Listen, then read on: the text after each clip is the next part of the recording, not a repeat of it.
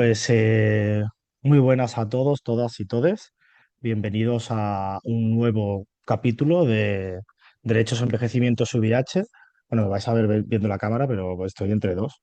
Un programa que tenemos en GTT desde el año 2023, un programa de capacitación en derechos y salud para personas mayores con el VIH. Y os preguntaréis por qué de repente tenemos en el título como retos biomédicos y sociales de las personas jóvenes ante el envejecimiento, ¿no? Y justamente una de las cosas que hemos ido detectando y hemos ido viendo a lo largo de todos estos años es que al final todos vamos a acabar estando con mucho tiempo con la infección por el VIH, ¿no? Y nos resuena muchas veces el hecho de, al final vamos a estar allí, pero poca prevención acabamos haciendo, ¿no? Entonces, en este webinar de hoy queríamos enfocarnos justamente en la posición de los jóvenes actualmente y ver qué retos nos enfrentábamos, digo nosotros, pero bueno, yo creo que en algún momento ya dejaré de serlo, ya no podré hablar tanto como joven, pero sí desde el punto de vista, pues eso, un poco de dar pie a qué podemos encontrarnos y qué prevención hacer. Por comentar un poco, este proyecto partimos con la colaboración de la Clínica Legal de la Universidad de Alcalá, que siempre nos ha acompañado a lo largo de todo este camino.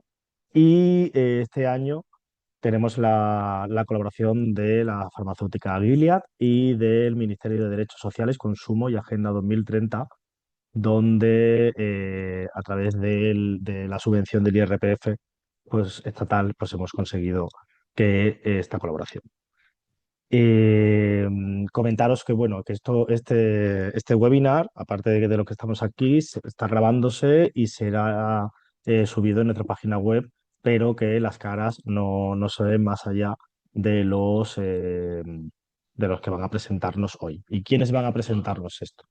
Pues tenemos a Daniel Cortés, que lleva ya bastantes años comentando en redes sociales y haciendo un activismo con el VIH, sobre todo también desde la parte artística y la parte médica, concienciando mucho sobre el tema del deterioro cognitivo y como personas jóvenes nos acabamos enfrentando también a ello muchas veces en edades tempranas.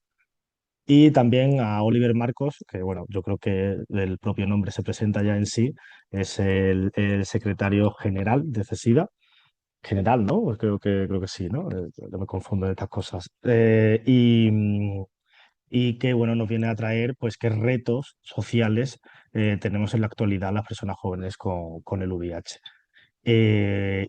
Decimos retos sociales porque, bueno, simplemente por dejar un poquito la coletilla, em, vienen épocas duras, vienen épocas que vamos a tener que volver a hacer un activismo con el VIH que yo creo que desde hace muchos años ha dejado de verse quizás, ¿no? Que es un activismo muy, muy, muy, mucho más reivindicativo, quizás ante ideologías y que pueden ser complicadas con el VIH y con la prevención del VIH. Pero bueno, yo ya me callo, que hablo mucho.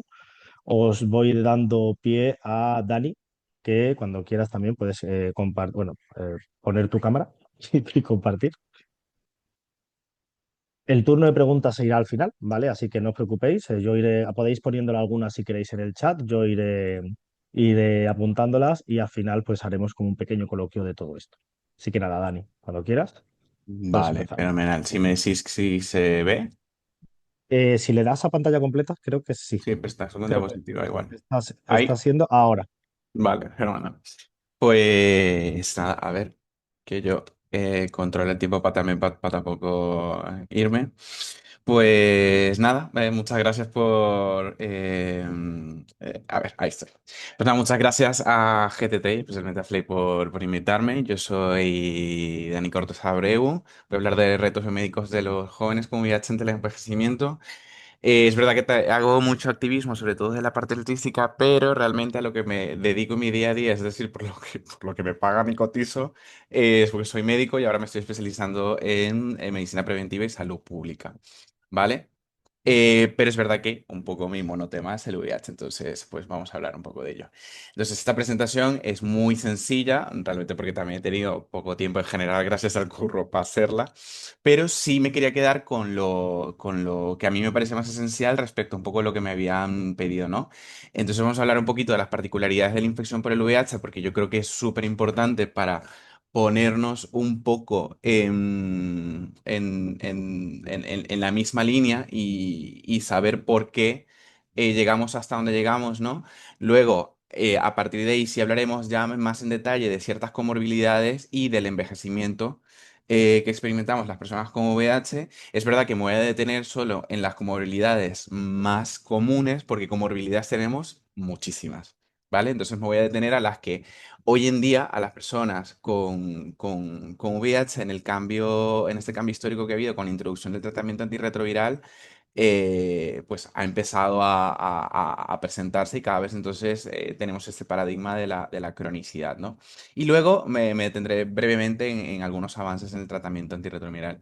Un disclaimer que tengo que hacer es que es cierto que lo que voy a hablar aquí está muy adaptado a países del norte global y, bueno, con cierto, digamos, nivel de recursos económicos. Esto obviamente va a variar muchísimo según el nivel de ingresos del país, según la situación migratoria, etcétera, etcétera, ¿vale?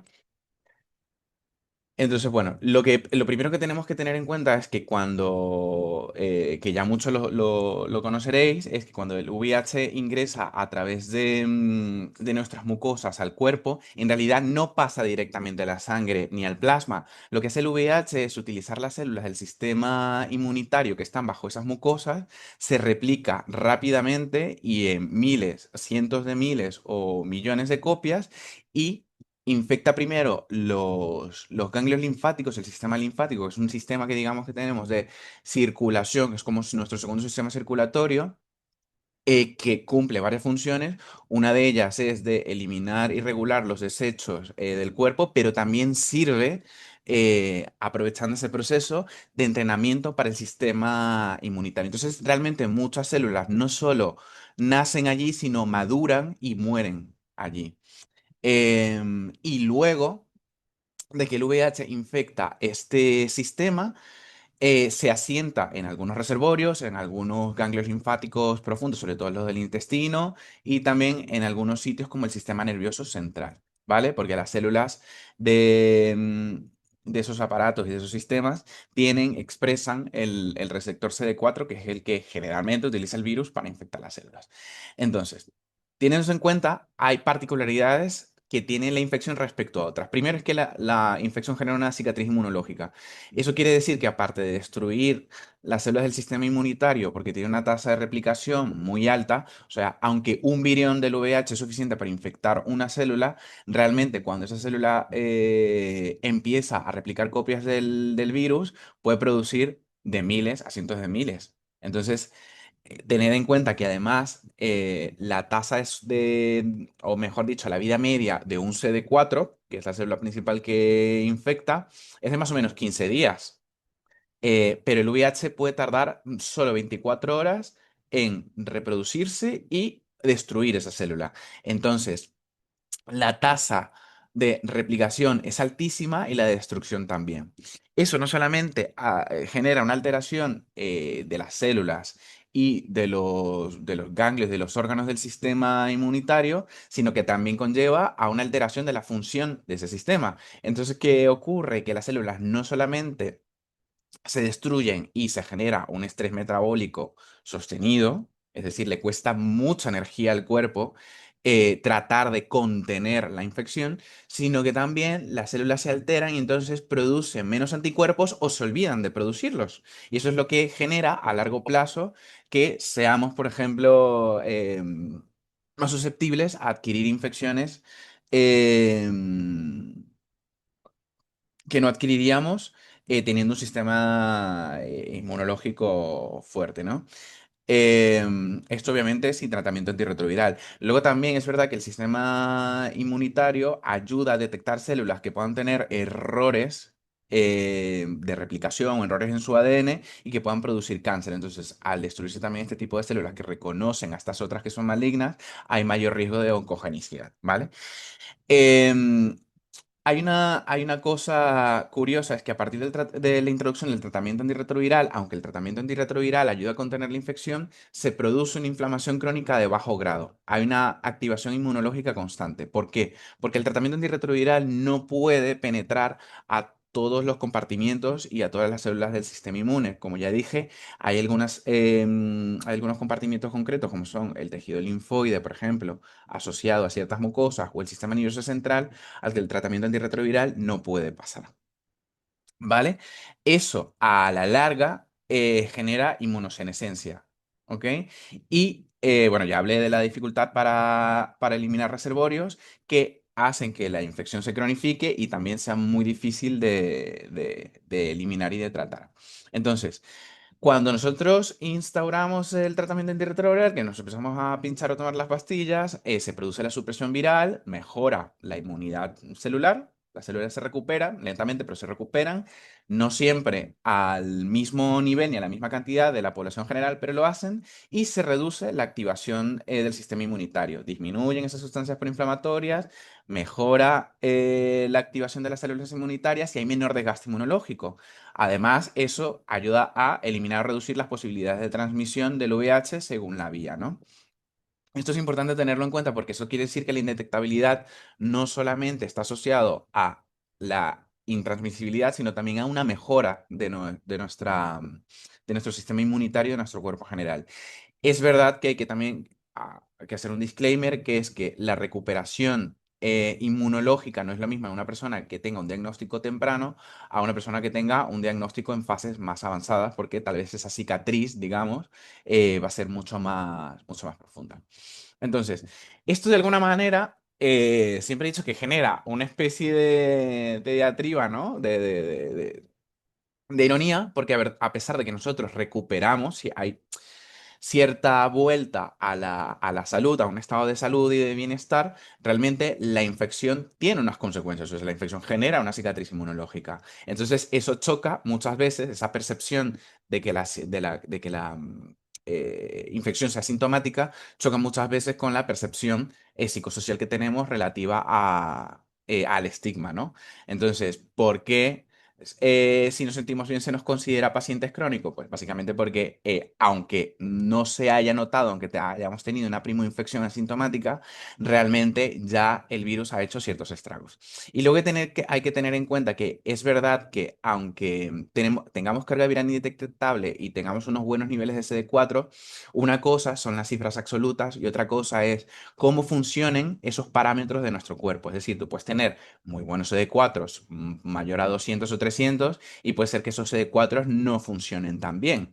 Entonces, es importante tener en cuenta que además esas cifras, según el estrés al que esté sometido el cuerpo, bien sea porque tengamos otras comorbilidades, otras infecciones, porque hay un estrés psicológico bastante importante, ¿no? En situaciones psicológicas traumáticas, por ejemplo, puede hacer que esas cifras de CD4 varíen. De hecho, si yo me hago una analítica hoy y me miden los CD4, puede ser que haya una diferencia entre 100 a 150 CD4 entre hoy y mañana.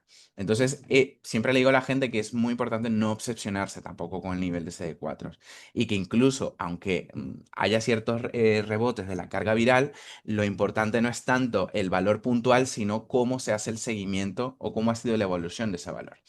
Entonces, tener en cuenta que la indetectabilidad no solamente significa intransmisibilidad, sino una recuperación de esa función relativa y limitada de la función metabólica, inmunitaria del cuerpo. Entonces, teniendo en cuenta que el tejido linfoide es el principal reservorio del virus, el TAR atenúa el envejecimiento precoz, pero no lo detiene. Esto incluso se ha visto, el virus tiene tantos mecanismos de escape que es bastante interesante ver, incluso en personas que reciben trasplantes de médula ósea de algunos donantes, si tienen una mutación, por ejemplo, de un correceptor que utiliza el virus para poder entrar en la célula, si la mutación es completa, es decir, tienen dos copias y esto está totalmente mutado, si se vuelven inmunes a la infección. Y entonces eso fue lo que le pasó a Tim, que fue el paciente de Berlín, y por eso se pudo curar del VIH. Pero si esa mutación es parcial, es decir, si tienen solo una copia de esa mutación, puede ser que haya selecciones, o sea, que hay una selección biológica dentro de la dinámica viral en el cuerpo y se seleccionen cepas que se escapen a ese correceptor y se metan en la célula por otros correceptores. Entonces, por eso también es tan difícil eliminar el VIH, también es tan difícil tratarlo y por eso también se mantiene de alguna manera ese estado de activación inmune de bajo grado, ¿va? Perdón, de esa inflamación de bajo grado. Entonces, ¿cuáles son los retos clínicos a los que nos enfrentamos? En primer lugar, pues como ya hablé, esa inflamación crónica y ese envejecimiento prematuro, que según muchos estudios, la activación inmune en personas jóvenes con el VIH equivale a una persona del resto de la población que tenga más de 40 años. Es decir, que estaremos hablando que una persona de 30 años no va a tener los mismos parámetros ni a nivel del funcionamiento del sistema inmunitario y de muchos otros sistemas del cuerpo va a ser igual que el de sus coetáneos, sino que va a ser eh, va a estar mucho más deteriorado. Luego, hay un aumento de las comorbilidades, es decir, de mayor probabilidad de sufrir ciertas enfermedades, no solamente por el hecho de que tengamos algún factor de riesgo asociado, bien sea porque de por sí ya tengamos alguna, digamos, sensibilidad a sufrir de hipertensión, diabetes o lo que sea, sino porque esa cicatriz inmunológica que genera el virus también contribuye y suma a esos factores de riesgo. Entonces, las comorbilidades más comunes son la cardiovascular, alteraciones neuropsiquiátricas, alteraciones en los riñones, hay mayor probabilidad de sufrir diabetes, osteoporosis, también de algunos cánceres no asociados a eventos relacionados al SIDA. em, Hay mayor índice de fragilidad, mayor pérdida de la masa muscular.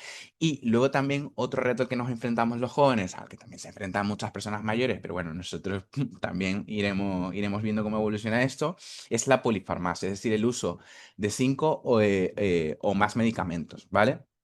Esto tiene dos implicaciones. Primero, que la polifarmacia hace que el tratamiento del VIH sea mucho más complicado a nivel de su manejo, em, porque puede haber interacciones no solamente para el TAR, sino también para el resto de las enfermedades que se están tratando. Y por otro lado, que esto también se ve en personas supervivientes, es la toxicidad acumulada. Es verdad que las primeras líneas terapéuticas eran muy tóxicas, ahora disponemos de líneas menos tóxicas, pero otra cosa que tenemos que tener en cuenta es que nosotros como personas jóvenes que estamos empezando aquí en el norte global a recibir terapias de primera línea que son menos tóxicas, veremos realmente las reacciones adversas a largo plazo. Entonces, eso es algo que está en desarrollo. Tal vez dentro de 5 o 10 años, el HPIS pueda cambiar y decir que realmente la toxicidad acumulada no era tan baja a como se pensaba, ¿no? Entonces, vale, esto lo voy a pasar. A ver, bueno, sí, voy a ir un poquillo más rápido. Entonces, respecto a la enfermedad cardiovascular, lo que hay que tener en cuenta que es que la persistencia de ese reservorio y la inflamación crónica de bajo grado lo que causa es que haya una mayor liberación al torrente sanguíneo y también daño directo del virus a las paredes de los vasos sanguíneos. Entonces, eso causa no solamente que ese vaso sanguíneo no funcione bien, sino que también haya alteraciones de la coagulación, porque las sustancias proinflamatorias también son procoagulantes. Puede haber daño a las paredes no solamente de los vasos sanguíneos, sino de los músculos que irrigan esos vasos sanguíneos. Eso se causa inflamación, las células se infiltran y lo destruyen o alteran, o incluso generan cicatrices que son irreversibles. Y por otro lado también puede haber, sobre todo en casos en los que no hay tratamiento antirretroviral, pero es verdad que también puede ocurrir con el tratamiento antirretroviral, activación de virus cardiotrópicos, es decir, que tengan especial predilección por causar daño cardíaco, como el citomegalovirus, el herpes zóster, los virus hepatotropos, etc. Además, hay estudios que ya nos dicen que el riesgo de enfermedad cardiovascular en las personas con VIH, incluso con tratamiento antirretroviral, es doble respecto al del resto de la población. Y también tenemos mayor riesgo de sufrir infarto agudo del miocardio, hipertensión arterial, insuficiencia cardíaca, dislipemias, justamente también por toda esa disfunción endotelial y esa inflamación crónica de bajo grado. Y además los daños en las paredes de los músculos causan miocardiopatías y también pueden aumentar la probabilidad de sufrir ciertos tumores, ¿no? Hay una cosa curiosa que pasa en el sistema nervioso central y es que nosotros tenemos una barrera entre los vasos sanguíneos que irrigan nuestro cerebro, o bueno, nuestro encéfalo realmente, y el tejido cerebral, porque el tejido cerebral es muy delicado. Entonces tenemos una barrera que se llama barrera hematoencefálica, que es muy, muy, muy poco permeable a ciertos fármacos y a ciertas células. Lo que ocurre en el VIH es que el VIH es capaz no solamente de infectar a los linfocitos TCD4, sino también a algunos, bueno, primero, difundir a través de esas barreras hematoencefálicas e infectar a células del tejido nervioso que también expresan ese receptor, ¿vale? Y entonces eso también causa un daño directo al tejido nervioso. Y una cosa muy curiosa es que como el tratamiento antirretroviral no puede pasar de manera eficaz esa barrera, entonces se establece un reservorio que incluso se puede compartimentalizar a nivel genético y ese reservorio puede tener alteraciones genéticas respecto a otros compartimientos. Entonces vamos a tener muchas variantes genéticas en el cuerpo. ¿Vale? Esto que causa el daño directo se ha asociado a, incluso en personas que toman tratamiento antirretroviral y tienen un CD4 mayor a 200, a demencia a largo plazo, alteraciones de la memoria, insomnio o alteraciones del sueño. Esto también puede estar, digamos, potenciado por el uso de ciertos fármacos como inhibidores de la integrasa, inhibidores de la proteasa, etcétera. Y es verdad que en estudios de seguimiento, en ciertas series, en ciertos estudios de corte, se ha encontrado, incluso en personas con tratamiento antirretroviral y carga viral indetectable, un deterioro cognitivo leve hasta un 46%, o sea, hasta casi la mitad. O sea, es más común en casi todas las cortes, independientemente de que tomen tratamiento antirretroviral o no, pero es incluso usando el tratamiento antirretroviral, hasta la mitad de las personas pueden tener un deterioro cognitivo leve, donde me incluyo yo. ¿Vale? Luego, a nivel renal,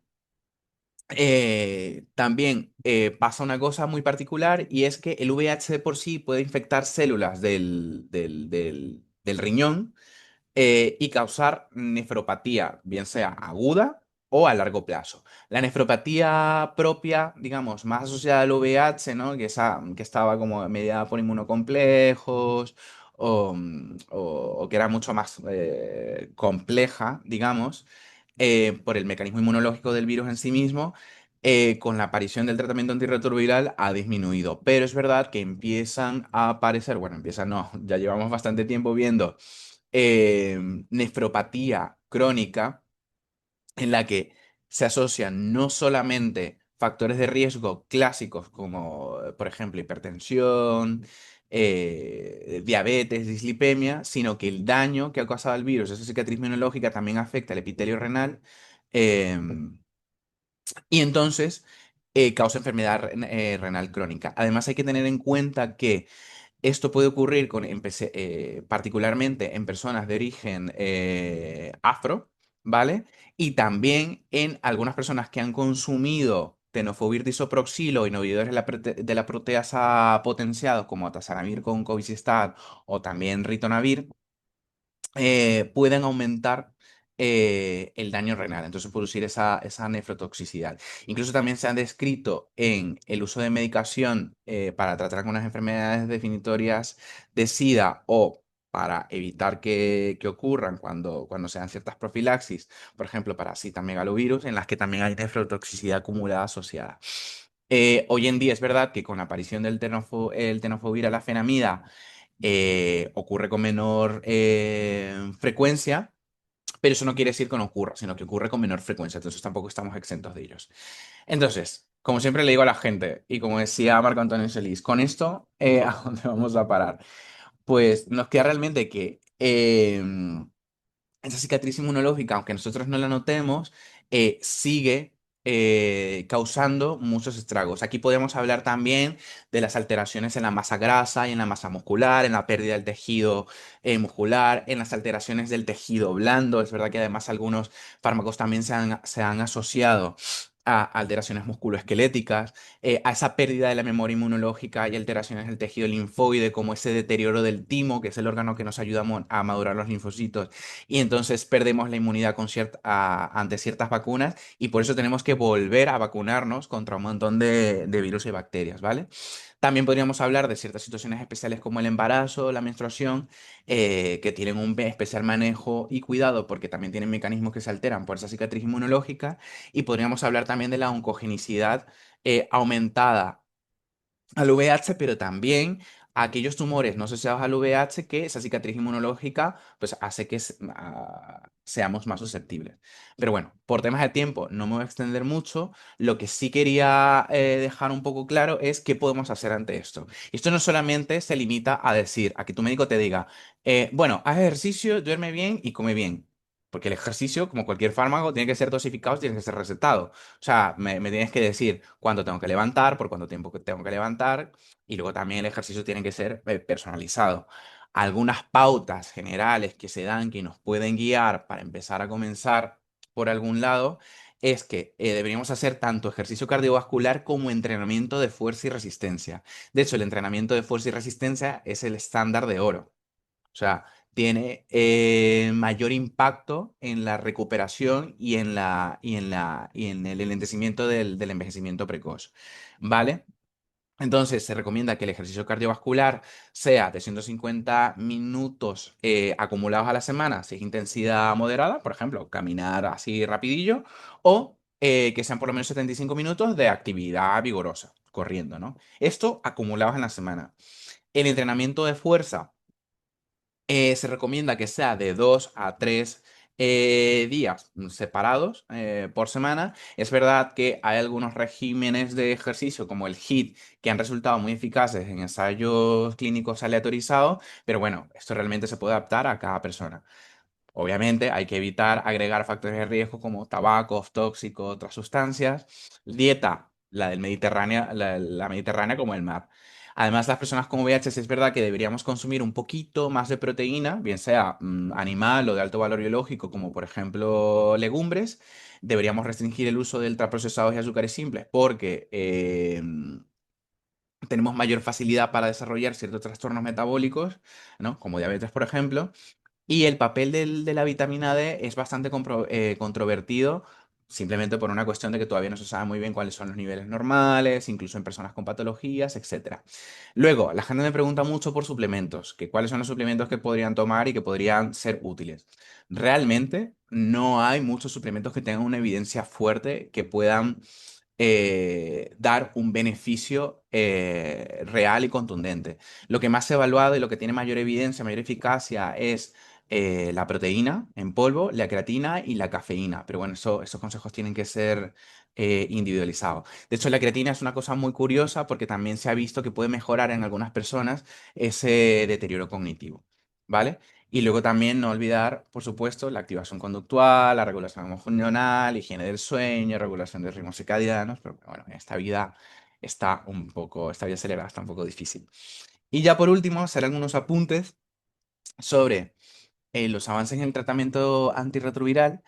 Hay cada vez más noticias. En el GTT podemos encontrar 100.000 que además hacen una gran labor de traducción ay, ahora se me fue la palabra. El deterioro cognitivo. Bueno, ya me llegará. De traducción, nos quedamos ahí. Y es verdad que la mayoría de estos nuevos tratamientos van dirigidos a conseguir dos objetivos, bien sea o a prolongar la acción del tratamiento, disminuyendo el número de tomas o de aplicaciones, o a rescatar a ciertas personas de terapias que ya no les son útiles, bien sea porque hay multiresistencia viral o bien sea porque también hay interacción entre fármaco y fármaco. Entonces, hoy en día contamos con una simplificación de esquemas.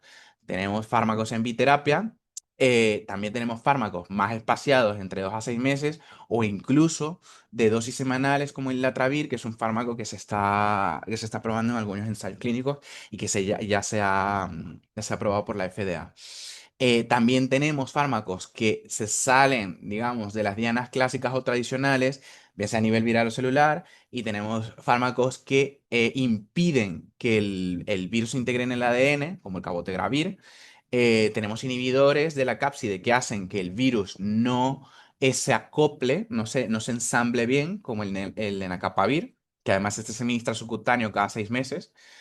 Em, Tenemos inhibidores también del acoplamiento entre la célula y el virus, como el Fontensavir, inhibidores de la translocación de los nucleósidos, que eran como los de antes, tipo el TDF, el tenofovir, pero esto lo que hace además es que el virus, por alguna manera, se quede, perdón, algunas enzimas del virus se queden más rígidas y entonces no pueda seguir multiplicándose. Tenemos anticuerpos monoclonales contra el receptor del CD4 como ibalizumab, que lo que hace es que bloquear el sitio de acción en la célula y entonces el virus no se puede meter. El problema de bloquear los CD4, así por comentarlo rápidamente, es que nunca sabes por dónde te va a salir eso. Entonces, es verdad que puede mejorar a nivel clínico, sobre todo en casos de multiresistencia, a muchos pacientes, pero también es verdad que si tú bloqueas el CD4, puedes sufrir o sea, con mayor facilidad infecciones bacterianas. De eso fue muy controversial, no sé si alguno lo habréis sabido, en el caso de un científico que modificó genéticamente a dos gemelas en China, modificó el receptor CD4 y esas gemelas es verdad que son inmunes al VIH, pero probablemente tengan mayor probabilidad de infección, de sufrir infecciones bacterianas graves, ¿vale? Y luego también tenemos anticuerpos altamente neutralizantes contra el virus que se están ensayando, o sea que veremos los resultados en un año. Y luego tenemos algunas terapias que están orientadas también más a la cura, pero se ha visto que como tratamiento antirretroviral, perdón, tratamiento contra el virus, a largo plazo pueden ser eficaces, como el CRISPR, que sería pues unas tijeritas genéticas, que dicho así suena muy fácil, que lo que harían es cortar el virus e identificarlo para eliminarlo, y las CAR-T, que lo que irían es a eliminar las células infectadas por el virus para disminuir el reservorio. Digamos, el problema que tienen estas dos es que como es muy fácil infectar un CD4, solamente se necesita un virión y no siempre ni las tijeras de edición génica ni las células CAR-T pueden entrar a los reservorios, pues puede haber rebrotes. Pero es verdad que son dos líneas que antes no se planteaban, que de los últimos 10 años se están investigando un montón y que pueden ser prometedoras, ¿vale? Entonces, hasta aquí dejo mi chapa. Eso es todo. Muchísimas gracias. Si tenéis alguna pregunta, si queréis la podéis ir dejando en el chat y así la voy reflexionando. Me ayudáis con el Pues hetereo cognitivo leve. sí, sí, no, ahí estamos todas. O sea, a mí me pasa completamente igual. ¿Deja de compartir? O sea, pongo esto de dejar de Ay, compartir. pensaba que lo había dejado, pero Nada, ya nada, está. tranqui, tranqui. Nada, muchísimas gracias, Dani. O sea, pues creo que ha estado hiper mega bien resumido todo. De esto podemos llevarnos, yo creo que días, podríamos hacer 70 webinars de esto y nos quedamos cortos. Como ha dicho Dani, ir dejando si queréis las preguntas por ahí, si no, apuntároslas ahora. Y nada, pues voy a pasar a dar paso a Oli, que bueno, que me ha dicho que no tiene presentación, así que voy a poner prácticamente lo de antes, ¿vale? Así Vale. que, Oli, cuando quieras. Bueno, pues lo primero de todo, muchas gracias a GTT por querer contar conmigo, ¿no? Para esta webinar y a las personas asistentes por mostrar este interés, ¿no? En la realidad de las personas jóvenes. Al igual que comentaba Dani, me parece bien marcar como primer punto de partida el hecho de que la perspectiva que yo voy a compartir sobre la realidad psicosocial y las necesidades de las personas jóvenes con VIH está muy enmarcada a un contexto social europeo de país de altos ingresos con un sistema sanitario público y universal, al menos en la teoría, lo que nos permite, pues bueno, tener una serie de barreras o de dificultades superadas con respecto al tratamiento biomédico de la infección por VIH, que en muchas otras regiones del mundo no existe, ¿no? Creo que hoy en día en España podemos hacer una reflexión bastante interesante sobre cuál es la realidad epidemiológica del VIH. Los datos nos arrojan algunas cifras, como que aproximadamente el 50% de las personas que vivimos con VIH en España tienen más de 50 años, de tal manera que se están enfrentando a retos relacionados con el envejecimiento, y de ahí también podemos obtener el dato contrapuesto, que es que el 50% de las personas con VIH en España tienen menos de 50 años. Y es verdad que quizás en la franja de personas de menos de 50 años podemos encontrarnos una realidad epidemiológica bastante heterogénea con respecto a cuánto tiempo pueden llevar esas personas con la infección, ¿no? Podemos encontrarnos a personas que tienen 30 años y que llevan 2 años con el diagnóstico, y podemos encontrarnos a personas con 30 años que llevan 30 años con el diagnóstico, porque la transmisión en su caso ha sido vertical de la madre al feto durante el embarazo. De tal manera que los retos que van a tener que enfrentar son completamente diferentes. Cuando hablamos de los retos que pueden enfrentar las personas jóvenes con VIH, dejando a un lado los aspectos más biomédicos, que Dani los ha recogido estupendísimamente, creo que es importante poner en valor, bueno, digamos, el peso que tiene el estigma de la infección del VIH en España en este caso, y también la manera en la que se materializa ese estigma, ¿no? Podemos partir de la base de que la definición de estigma con la que podemos trabajar es aquella connotación social o etiqueta social que tiene un significado devaluado dentro de la sociedad, ¿no? Digamos que podría ser cualquier etiqueta que aquella persona o personas que la llevan, bien por identidad propia o bien por asociación, pues pasan por un proceso de devaluación social en el que tienen que, bueno, pues sufrir algún tipo de barrera, rechazo o discriminación que otros sectores de la población no tienen que experimentar. En este sentido, ¿qué particularidades pueden tener una persona joven? Bueno, pues en realidad nos encontramos con que la gran mayoría de las personas jóvenes que reciben el diagnóstico de VIH no tienen apenas información sobre lo que es el VIH. Digamos que durante muchos años el VIH ha ocupado un papel quizá más fundamental o más mayoritario dentro de medios de comunicación, ¿no? Estamos hablando de los años 80, los años 90, no había tratamientos, el número de muertes era tremendamente alto en todo el mundo, y en el momento en el que comienzan a surgir los tratamientos antirretrovirales de gran actividad y la infección se cronifica, digamos que la repercusión pública que tiene la infección por VIH disminuye, ¿no? De tal manera que incluso se lanza un mensaje que en algunas ocasiones puede estar envenenado, que es el hecho de que, bueno, pues hoy en día tener VIH no es más ni menos que tomar una pastilla al día y ya está, ¿no? Lo cual puede ser cierto si lo que se pretende transmitir es que es una infección crónica que, tomando correctamente la medicación, no tiene por qué provocar la muerte eh, por ninguna infección asociada a lo que eran las enfermedades definitorias de SIDA, pero tampoco es verdad que el diagnóstico de VIH hoy en día, tener VIH, se pueda simplificar a tomar una pastilla y ya está, ¿no? Entonces, en ese sentido, muchas personas jóvenes van a recibir un diagnóstico, no van a tener apenas información, y además van a haber heredado el estigma del VIH de los primeros años, ¿no? Es decir, nos encontramos con personas que en 2023 reciben un diagnóstico de VIH y el primer pensamiento que les viene a la cabeza es: ¿y de esto me voy a morir? Cuando podríamos pensar que la idea de la muerte hace mucho tiempo que quedó completamente desterrada con respecto al VIH, porque sabemos que hoy en día una persona que está en tratamiento puede acceder a él. Aquí también recalco que esta es una perspectiva muy europeísta con respecto al acceso al tratamiento, porque lógicamente la realidad en muchas otras regiones del mundo es que muchas personas no pueden acceder al tratamiento y por lo tanto sí que ven en riesgo su vida después de haber recibido un diagnóstico positivo.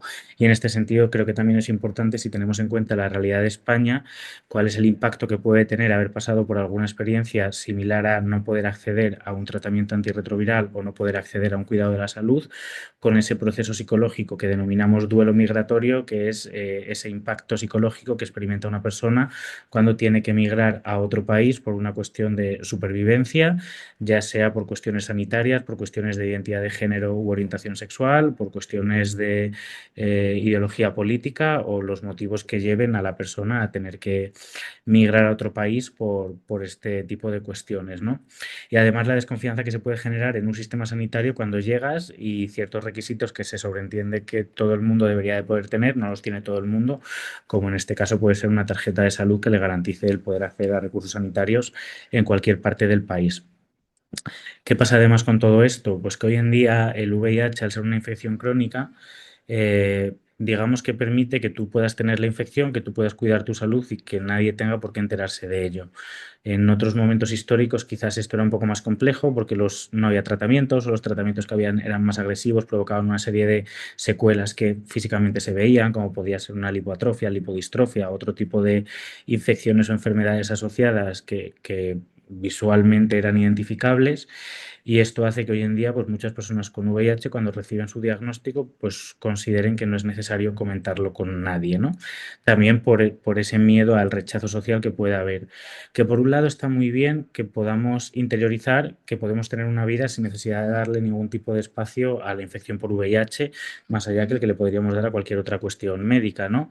Pero eso también hace que cuando se recibe un diagnóstico la persona intente buscar a otras personas jóvenes con las que puede sentirse identificada y romper ese sentimiento de soledad de parece que esto solamente me está pasando a mí y a nadie más en el mundo y cueste mucho encontrar referentes jóvenes que pueden tener una historia completamente diferente a la tuya, pero de alguna manera cuando les escuchas dices, bueno, parece que alguien con una edad parecida a la mía y en un sitio relativamente cercano al que yo vivo, le pasan cosas parecidas.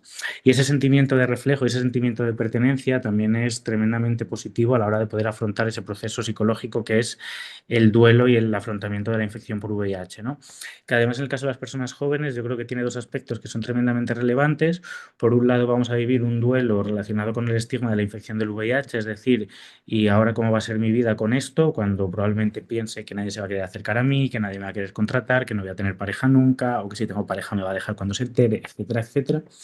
Y luego también en otras ocasiones el duelo de la salud. ¿Por qué el duelo de la salud? Porque para muchas personas la infección por VIH es la primera patología crónica que aparece en su vida si reciben el diagnóstico a una edad temprana. Entonces, digamos que cuando a ti te diagnostican una patología crónica con 40 o 50 años, en muchas ocasiones el impacto psicológico que tiene es menor porque se asocia que a partir de ciertas edades ya es habitual que bueno, pues que pueda haber algún tipo de patología de salud, ¿no? Pero cuando te diagnostican VIH con 20 años, nadie se espera con 20 años tener que acudir al médico de manera regular, tener que tomar medicación constantemente, tener que tener una serie de autocuidados o de, como comentaba antes Dani, ¿no? De hábitos de vida más saludables que tus iguales, etcétera, etcétera. Y eso también supone un duelo, ¿no? Sobre todo el duelo que además las personas con VIH vivimos de primero sentirnos enfermas y luego tener que lidiar con que no estamos enfermas, sino que tenemos una infección crónica, que no tenemos unos síntomas diarios, que sí que podemos tener una serie de secuelas derivadas de la infección. Antes se comentaba como puede ser pérdidas de memoria o pueden ser dificultades cognitivas, etcétera, etcétera, pero no tiene por qué ser algo que esté presente de manera constante, ¿no? Como pueden ser otro tipo de patologías crónicas degenerativas. Entonces, en ese caso, las barreras que quizás desde la comunidad más identificamos sería ese silencio dentro de las personas jóvenes que en muchas ocasiones cuesta romper por la propia comodidad y entenderme comodidad como una cuestión que digo muy entrecomillada y muy contextualizada, porque para nadie es cómodo tener que afrontar un diagnóstico de VIH en silencio, pero es verdad que en comparación con afrontar el diagnóstico de VIH en público, es más cómodo afrontarlo en silencio en muchas ocasiones. El hecho de encontrar una ausencia de referentes jóvenes y que el VIH se asocia a personas adultas que han contraído la infección hace mucho tiempo y también el hecho de cómo tenemos que afrontar el cuidado de nuestra salud a nivel psicoemocional, ¿no? O sea, cómo me siento yo cuando voy a un hospital, cómo me siento yo cuando tengo que acudir al médico o cómo me siento yo cuando a lo mejor tengo unos síntomas de cansancio mayores, es decir, me canso más rápido y de repente me voy de vacaciones 4 días con mis colegas que tienen la misma edad que yo y a las 9 de la noche yo ya necesito meterme en la cama porque no aguanto más, en cambio ellos todavía quieren salir de fiesta toda la noche porque aguantan el ritmo, ¿no? Y como muchas veces eso genera una serie de diferencias que no es ningún problema tener que irte a las 9 de la noche a la cama porque estás cansado, pero se asocia que tú con 20 y pico años deberías de tener energía suficiente para poder hacer una serie de planes que no tienen por qué ser solo el VIH, pueden ser otros motivos diferentes los que generen ese cansancio, ¿no? O esa reducción de la energía. Pero bueno, cuesta bastante el aceptar que algunos planes no podemos hacerlo de la misma manera que quizás los podríamos hacer antes del diagnóstico. Y luego a mí también me parece importante, por concluir, lanzar un mensaje que creo que nos debería de incitar a la reflexión, que tiene que ver con el envejecimiento en personas jóvenes. Claro, cuando hablamos de envejecimiento en personas con VIH, lógicamente nos centramos en personas con VIH que llevan un largo recorrido con la infección, que además han tomado una serie de tratamientos con unos efectos secundarios mucho más dañinos para la salud, eh, y que además están enfrentando otra serie de comorbilidades relacionadas con la edad que tienen. Es decir, tenemos 50, 60, 70 años y estamos empezando, además de la infección por VIH y las secuelas que nos ha dejado, tomar todos los tratamientos existentes con sus pros y sus contras, también por los problemas de salud típicos de la edad, que además somos conscientes de que las personas con VIH pues, en muchas ocasiones se presentan a edades más tempranas por ese envejecimiento prematuro que puede llegar a producir la infección, y que además existen personas con VIH, coinfectadas o que han tenido hepatitis, aunque luego ya la hayan podido eliminar, y otra serie de patologías de salud que han dañado su calidad de salud y su calidad de vida, ¿no? Pero ¿qué pasa con aquellas personas jóvenes que estamos tomando unos tratamientos que al ser relativamente recientes no tenemos un recorrido histórico ni tenemos estudios que puedan determinar qué impacto tiene, que vivimos bajo la promesa de que son mejores que los anteriores, lo cual en muchas ocasiones tenemos argumentos suficientes para pensar que es cierto lo que nos dicen, pero que sean mejores que los anteriores tampoco nos garantiza que nos vayan a dar el futuro que nos gustaría tener, no sabemos qué tipo de secuelas pueden producir. Y luego, ¿qué pasa con aquellas personas que llevan mucho tiempo con la infección, pero que si tenemos en cuenta su edad son personas jóvenes? ¿Qué pasa con una persona de 32 años que lleva 32 años con la infección por VIH, pero tiene 32 años?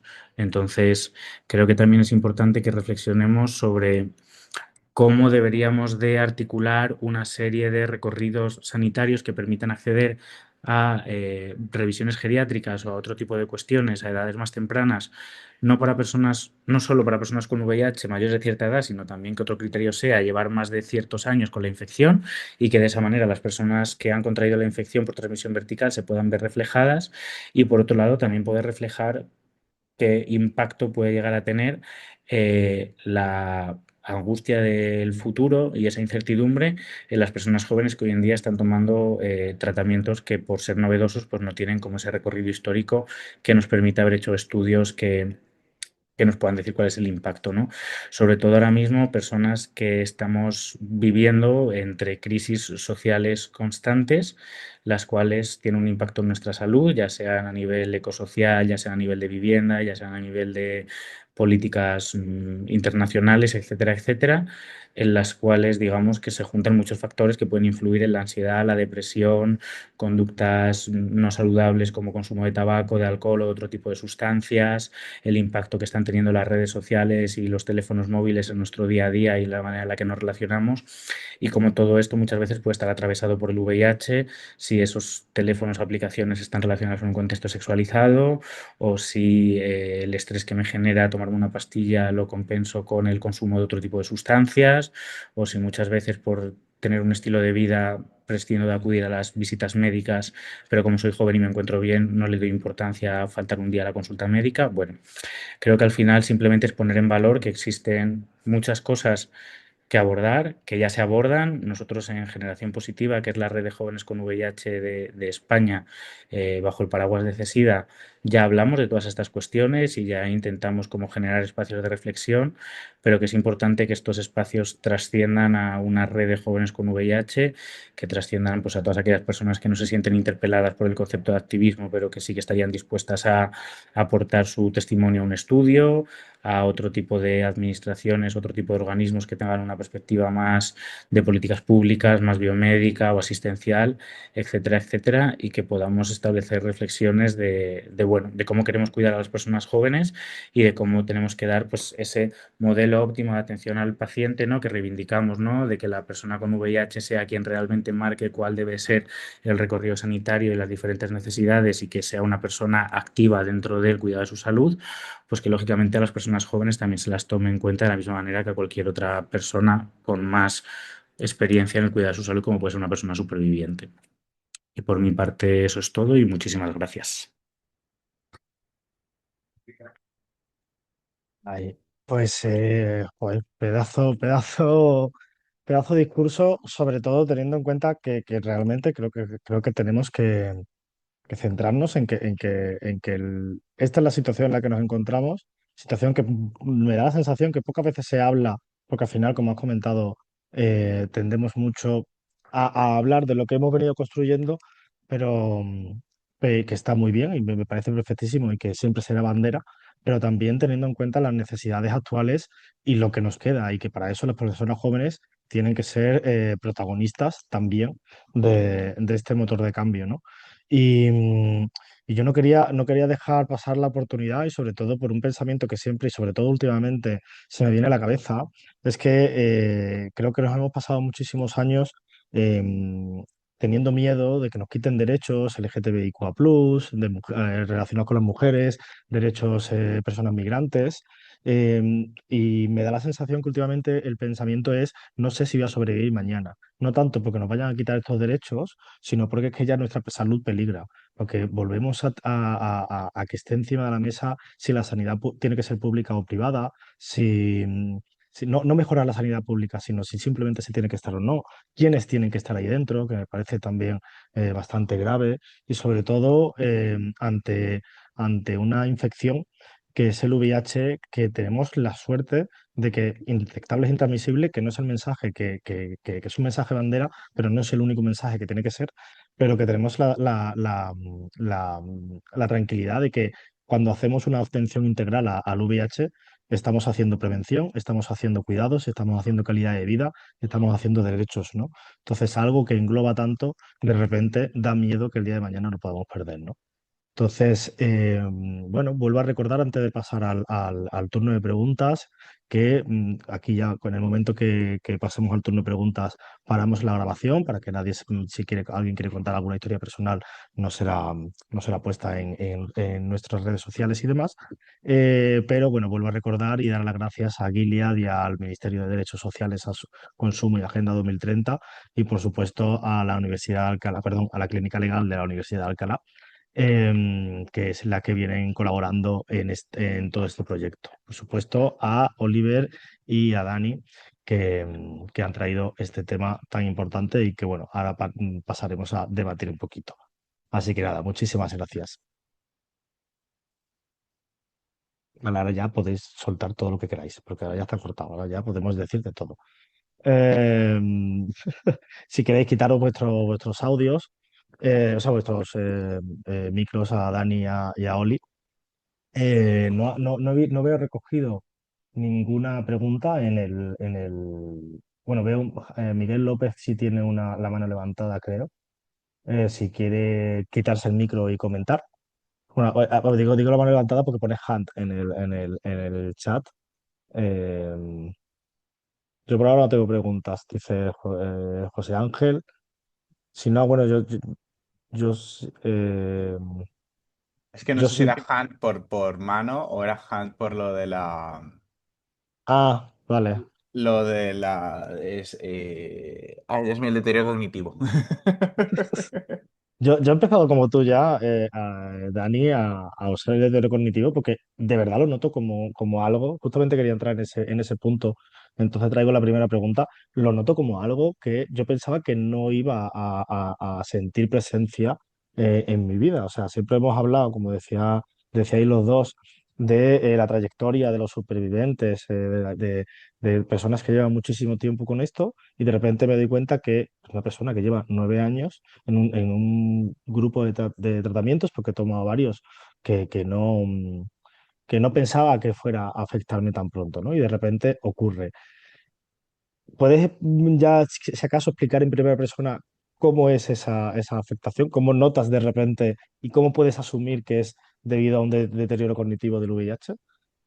Es que claro, también cuando uno habla de cualquier trastorno neuropsiquiátrico es complicado porque realmente está asociado como a múltiples factores. O sea, en mi caso, yo sí es verdad que también aparte del VIH tengo otras cosas, un trastorno del tejido blando, dolor crónico y tal, entonces eso afecta también a la manera como uno procesa la información. Es cierto que eso yo lo detecté justamente porque me hicieron un cribado. O sea, yo fui realmente por una crisis de dolor crónico al médico y tal, y me derivaron al neuropsiquiatra. El neuropsiquiatra me dijo, oye, pero tomas tratamiento antirretroviral. Le dije, sí. Y me dijo, pues esto hay que tenerlo en cuenta, porque realmente tengo una cohorte de pacientes que están tomando tratamiento antirretroviral, incluso de nuevas líneas, que están empezando a tener problemas. Justamente de procesamiento de la memoria, insomnio, alteraciones del lenguaje y tal. Entonces me pasaron una serie de test y es verdad que sí salían alterados, pero bueno, como también yo trato de ser muy rápido y he desarrollado estrategias alternativas, no lo, digamos como que se ha detenido. Para mí el punto de inflexión fue cuando yo en una consulta no supe pronunciar palabras habituales, en plan, le trataba de decir al paciente informe y no podía.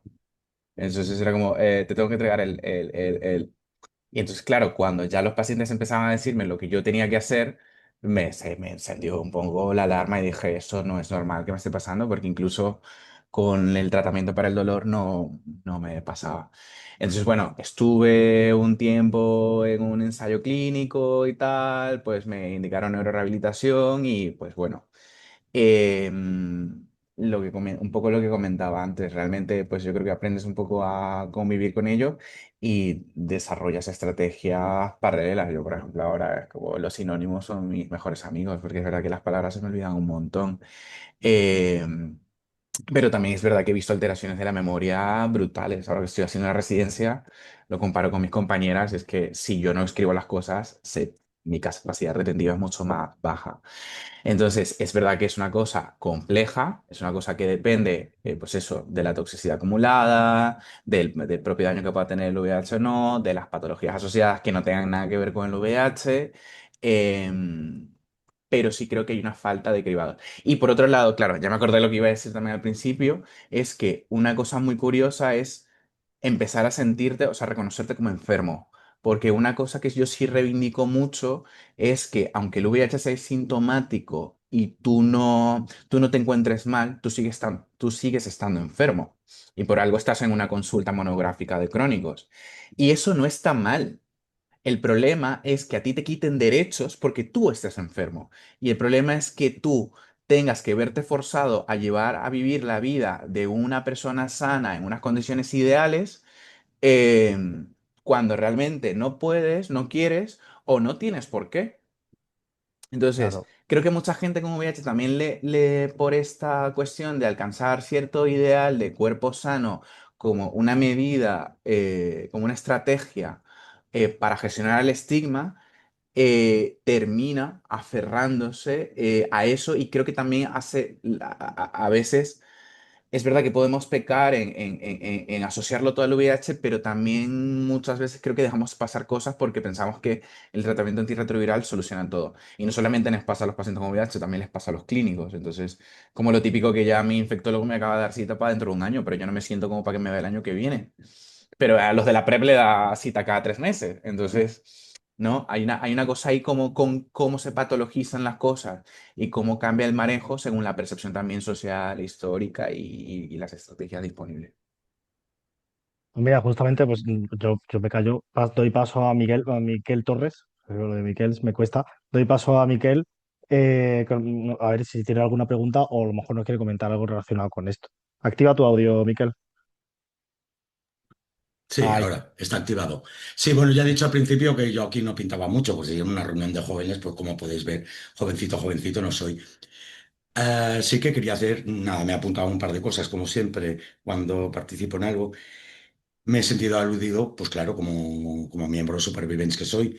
Yo llevo 31 años, 30, sí, 31 con el diagnóstico, y solo quería hacer nada, unos pequeños apuntes, a ver si os ayudan o aclaran alguna cosa. antes de nada, Oli ha hecho referencia a los efectos a largo plazo, centrándolo mucho con los jóvenes, cosa que me parece bien, perfecto que trabajéis por los jóvenes. Pero quiero decirle que en ese mismo barco estamos todos, e incluso también los que venimos de diagnósticos del año 90 y poco. Lo digo porque nosotros hemos ido acarreando siempre con los efectos secundarios, pero es que además con la intriga de a largo plazo qué pasará con esa medicación. Yo me acuerdo perfectamente de nuevas medicaciones que salieron, como el Susti, Favirenz y esas. Decían, bueno, es que hay estudios a 38 semanas que funcionan. Decían, bueno, 38 semanas, eso no es ni un año. Pero bueno, vamos a probar. ¿Qué pasará a largo plazo? No tengo ni idea. Claro. La cuestión es que han ido saliendo estos que ahora se llaman de primera línea, que también nos hemos adaptado, pero el problema es el mismo que vosotros. ¿Qué pasará a largo plazo? ¿Tienen más toxicidad o pueden repercutir en algún órgano? Tampoco lo sabemos. O sea, ahí no diferenciaría mucho yo entre joven y adulto, entre adulto, perdón, viejo ya, vamos a decir, Sí. o entre acabado de diagnosticar. Luego, con el tema de las edades, también hacer una pequeña puntualización o anotación.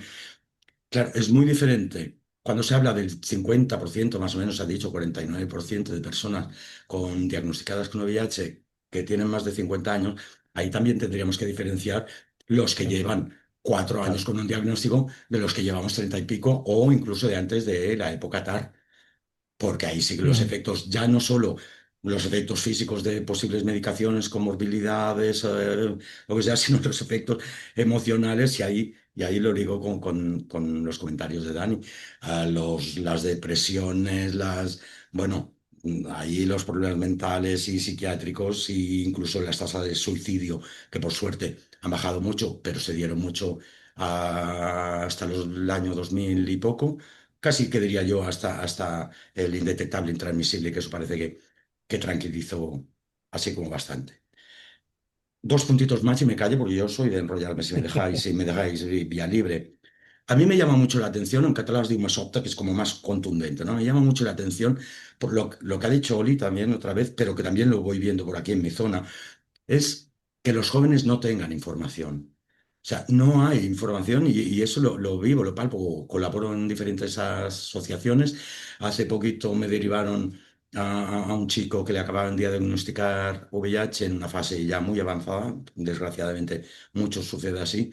Y es que no tenía, pero es que no tenía información. Ahí es donde yo quisiera que vosotros atacarais. Y además, como muchos estáis en zonas más oficiales y en la capital, no como yo que estoy ahí en la periferia de las periferias, se tienen que hacer dentro de los currículums escolares y en los institutos un poco más de énfasis en eso. No puede ser que no haya ningún tipo de información, que la información que tienen es de muerte y era una cosa de antes de mis padres o mis abuelos incluso, ¿no? El VIH, como sabéis, pues una cosa que está ahí y está ahí con todos los contras, más que pros, con todos los contras que habéis ido comentando. Y sobre los jóvenes, otra vez, claro, que habéis comentado que para muchos ahora la solución era callar. Esta solución ha sido también la de muchos, incluso antes. Tenía muchos compañeros callados, los que hemos hecho visibles, como se dice ahora, tampoco hemos sido tanto. Pero ahí también tendríais que incidir, porque ya que ahora a nivel social el estigma parece que ha desaparecido un poquito y los avances médicos han sido bestiales y por lo tanto nadie muere en principio. Se trata de una condición médica muy concreta. eh, Pienso que se tendría que trabajar en que haya más visibilidad, en que se hable, porque el riesgo es que vuelva el estigma, se vaya siendo más fuerte y por lo tanto se vaya cerrando este tema. Con lo cual vuelve a ser el pez que se muerde la cola. Al no hablar, no hay información, al no haber información, siguen los casos. Bueno, es un poquito lo que quería comentar. Lo dejo ahí porque, si no, ya os he dicho que me enrollo mucho. Y, y no sé, a ver qué os parece. Gracias. Oli, si quieres, por alusiones y porque tenías la mano levantada. Sí, vale, yo no quería comentar algunas cuestiones y también aprovechar para despedirme porque después de mi intervención voy a tener que irme, que ha sido un pequeño parón que he hecho en mi jornada Sí, ya laboral. iremos cerrando, no te preocupes. Eh, O sea, a mí sí que me parece importante reivindicar a las personas jóvenes como sujeto político diferente a cualquier otro sujeto político dentro de la respuesta al VIH, y eso no me parece que sea incompatible con el hecho de que trabajemos en comunidad y que tengamos un abordaje o un trabajo intergeneracional en el que todas vayamos de la mano. ¿Por qué digo esto? Efectivamente, coincido con lo que acabas de comentar, Miquel, de es importante entender que cuando hablamos de envejecimiento tenemos que tener en cuenta dos perfiles completamente diferentes. Por un lado, personas mayores de cierta edad que ya sean susceptibles a tener otras comorbilidades de salud, y por otro lado, personas de largo recorrido, que son aquellas que lleven más de cierto tiempo con la infección, que eso es un dato que no va ligado a la edad que se tenga, porque puede que tú tengas 50 años y lleves un año diagnosticado, o puede que tengas 40 y lleves 20 años de diagnóstico, ¿no? Entonces, efectivamente, son dos realidades diferentes que impactan en un envejecimiento de manera, o sea, de manera no está ligada entre sí, ¿no? Por así decirlo. Puede que se dé el caso de que tengas 60 años, lleves 30 años con la infección y ahí en ese caso serías una persona mayor de cierta edad y además de largo recorrido, ¿no? Pero no tiene por qué ir ligada una cosa con la otra. Porque sí que me parece importante marcar en la juventud como sujeto político y en muchas ocasiones puede generar, ¿no? Esa idea de, no, pero esto nos pasa a todas. Efectivamente, nos pasa a todas. Y estamos completamente de acuerdo en que el hecho de no hablar del diagnóstico es algo que se ha dado en todas las generaciones de personas con VIH. El hecho de haber vivido el estigma y la discriminación es algo que se ha dado en todas las generaciones con VIH. El miedo a la incertidumbre es algo presente en todas las generaciones con VIH. Pero creo que hay una particularidad de las personas jóvenes, y aquí digo jóvenes, no digo jóvenes con VIH, que es la escasa alfabetización en salud que existe hoy en día. ¿Qué quiere decir esto? Pues que la gente no tiene ni la más mínima idea de cuestiones relacionadas con la salud, con la sanidad, con el cuidado, etcétera, etcétera, más allá de voy a mi centro de salud cuando me duele la garganta para ver si me quedo 3 días en casa en lugar de ir a clase. Quiero decir, y este es el prisma desde el que tenemos que partir. ¿Qué significa esto? Que cualquier cuestión que se escape a una patología común, como puede ser una gripe, un resfriado o una alergia primaveral, pues ya no se tienen nociones para poder gestionarla. ¿Qué diferencia además creo que existe entre las personas jóvenes con VIH y las personas que lleváis más tiempo con el VIH? Los conocimientos que tenéis sobre el cuidado de la infección. Porque sí que creo que aquellas personas que lleváis más tiempo con el diagnóstico y además que habéis vivido un diagnóstico en otras épocas de mucha más incertidumbre, con tratamientos mucho más tóxicos, sí os habéis implicado mucho en todo lo que tiene que ver con el activismo en tratamientos. Conocíais perfectamente qué pastillas existían, qué posibles efectos podía tener cada una, se hablaba de ello, mira, pues yo me he tomado esto y he engordado, pues mira, pues díselo a la otra no sé quién que también la ha empezado a tomar, ay, pues no sé quién está empezando a tener problemas de memoria desde que ha tomado. Eso ahora mismo entre las personas jóvenes con VIH no se habla, o al menos no se habla de la misma manera que se podía comentar en otras generaciones y en otros contextos. Entonces, ahí sí que creo que partimos de la base de una escasa información nula de que a ti te han dado una pastilla y yo muchas veces en el trabajo lo veo cuando tienes que atender a una persona que le preguntas qué medicación toma y te dice que no lo sabe, porque ni siquiera es consciente del nombre que tiene la medicación que está tomando. Entonces, y probablemente a muchas personas que sí que se han implicado en ese activismo de tratamientos y en ese cuidado de su salud, saben perfectamente ya no el nombre comercial, sino los principios activos que tiene y los efectos secundarios y todas esas historias. Entonces, creo que ahí partimos desde esa desventaja con respecto a otro tipo de generaciones, ¿no? Que habéis trabajado en esto y además creo que es una cuestión que hemos puesto encima de la mesa desde el activismo juvenil del VIH, de decir, ¿por qué no hemos cogido el relevo en esta cuestión cuando a lo mejor sí que lo estamos cogiendo en la participación en asociaciones, en programas de pares, en otro tipo de cuestiones? Sí que puede haber un relevo generacional y sí que puede haber personas jóvenes que se implican, pero ¿por qué no ha pasado esto en el activismo de los tratamientos? Porque hoy en día no tenemos ese interés en saber y en comprender y en difundir todo lo que en otros momentos de la historia del VIH sí que se ha hecho, ¿no? Y que se ha demostrado que es positivo, ¿no? Y luego también me parece importante, sobre todo cuando hablamos de situaciones derivadas del estigma, poder particularizarlas porque me parece que nos ayuda a poder encontrar herramientas concretas. Y esto es una opinión completamente personal, ¿eh? Y me parece importante marcarlo aquí. ¿Qué quiero decir con esto? Probablemente la discriminación y el estigma a la que se podía enfrentar una persona hace 20 años es diferente a la que se puede enfrentar una persona hoy en día. ¿Eso significa que hace 20 años la vida fuese más fácil o menos fácil que ahora? En absoluto. Simplemente las circunstancias eran diferentes y las situaciones de rechazo a las que nos podemos enfrentar son diferentes, ni mejores ni peores, ¿eh? Entonces, claro, me parece importante que en muchas ocasiones entendamos que cuando, por ejemplo, hablamos del miedo que puede suponer un diagnóstico de VIH en el ámbito laboral, eso es un mensaje que está enfocado a personas que tienen un trabajo y un trabajo estable. Y que eso se suele dar a cierta edad, no se suele dar en una persona de 20 años, por ejemplo. Entonces, claro, la persona de 20 años a lo mejor lo que tiene miedo es a que cuando liga con alguien se entere de que tiene VIH. En cambio, una persona que lleve 10 años en su trabajo, a lo mejor el miedo que tiene es cuando tenga que ir a la consulta médica, que me va a tocar un horario de mañana y voy a tener que ausentarme del trabajo, tengo miedo a que se enteren en mi trabajo. Y no me parece que una situación sea más, menos, no, pero sí que me parece que el abordaje tiene que ser diferente, ¿no? Y que, por ejemplo, cuando hablamos de personas jóvenes con VIH, podemos hablar del miedo a que se enteren tus compañeros de piso porque compartes piso, te llega una carta del hospital a casa y no sé qué, no sé cuál, o te ven el bote de pastillas y y a lo mejor yo que tengo 33 años ya, pues eso me es completamente indiferente y me preocupa el trabajo o me preocupa otro tipo de cuestiones o me preocupa contratar un seguro y que me pongan pegas, ¿no? Porque ya estoy en otro momento vital diferente. Entonces, por eso sí me parece importante como reivindicar a las personas jóvenes como un sujeto independiente dentro de la respuesta al VIH, no porque tengamos que ir separadas del resto, ni muchísimo menos. Creo que la única manera de conseguir avances sociales es yendo todas las personas de la mano y además aprendiendo del activismo que se ha venido haciendo durante muchísimos años, que es ejemplo y es camino para seguir trabajando.